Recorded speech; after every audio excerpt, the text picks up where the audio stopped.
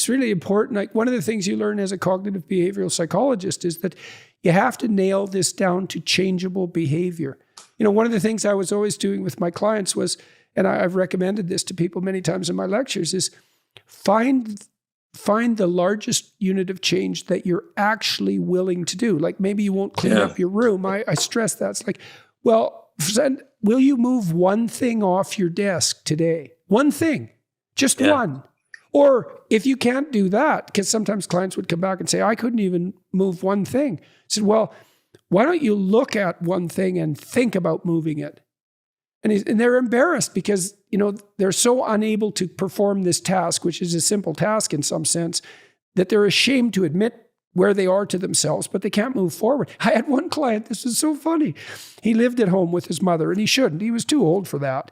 And his room was a complete bloody catastrophe, and he knew it. And he was probably mad at his mother for like coddling him. And so he needed to vacuum the carpet. So the deal for the week was you go vacuum that carpet. And he brought the vacuum cleaner into his room, but he left it in the doorway, like on a slant.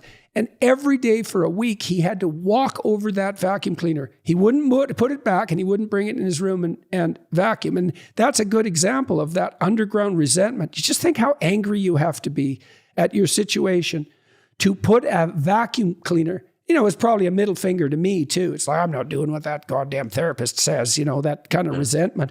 But he literally walked over that damn vacuum cleaner for a week, you know, and we talked a bunch about that. It's like, well, what are you doing? It's like, obviously you're angry. Like, why can't you do this? What are you angry about? Well, man, he was angry about plenty of things. Let's put it that way.